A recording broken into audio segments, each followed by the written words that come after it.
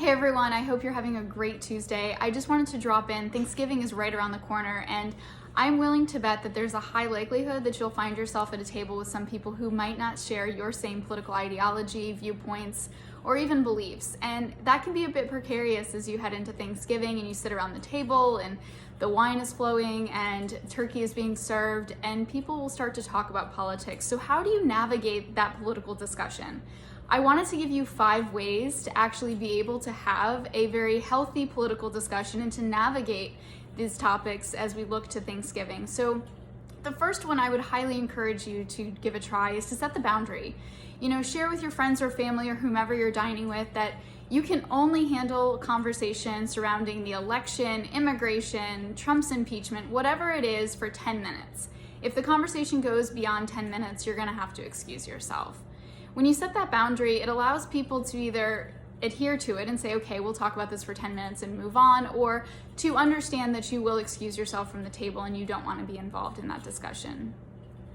The second suggestion is that when people start talking about politics today, they talk about people's stance and they talk about politicians and their stance on immigration and Medicare and all of these things. And one of the suggestions I have is to actually talk about the broader issue. Suggest that there's a broader stance to be had. So for example, with immigration, the question you can pose to everyone is, what should that process of coming to America look like? Who should we allow to come to our country?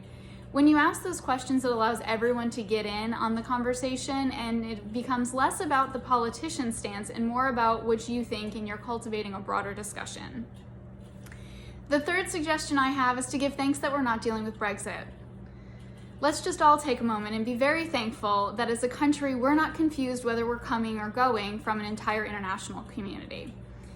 And the fourth suggestion that I have is when you talk about your stance or you talk about, hardline conversations such as Trump's impeachment, or if we're talking about the economy or we're talking about gun control, offer a personal stance, a personal story. When you talk about from a personal point of view, you're not so much being viewed as trying to get people to agree with you as much as you are as sharing your point of view. Guns are a big issue. There's no question about this is a hot debate between mass murders and rogue lone wolves that are just taking up arms. But the thing is that everybody has a stance on gun control. Some people believe the Second Amendment is the way to go, and other people believe we need to ban all guns. But when you come from a personal position and you say, hey, look, like my story with gun control is this, it looks more as though that you're offering up an anecdote and you're offering more your position and your viewpoint because there's a story, and it's a lot harder to refute a personal story than it is to say, oh, that's fake news. Those facts and figures that you got from the Washington Post, that's just pure liberal crap. And so I would really encourage you to offer a personal view and a personal story and sharing that versus trying to hit everybody with facts and figures and polling data.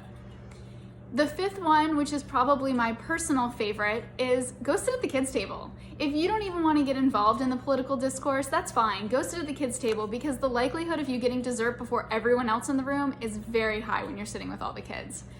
Well, I hope that these tips will help you, and please, if you employ any of them, drop it in the comments below, shoot me a DM, and let me know what your thoughts are and how did it go over?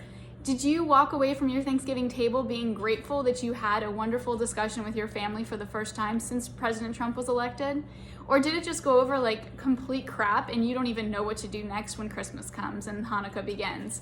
Anyways, thanks again for tuning in. I look forward to hearing how these tips worked for you, or maybe they didn't. I don't know. This is just how I would handle it if I were you. Let me know, and I look forward to seeing you guys after the holiday. Have a very happy Thanksgiving, and know that I am grateful to each and every one of you for taking time to tune in and watch my videos. Thanks so much. Have a great Thanksgiving.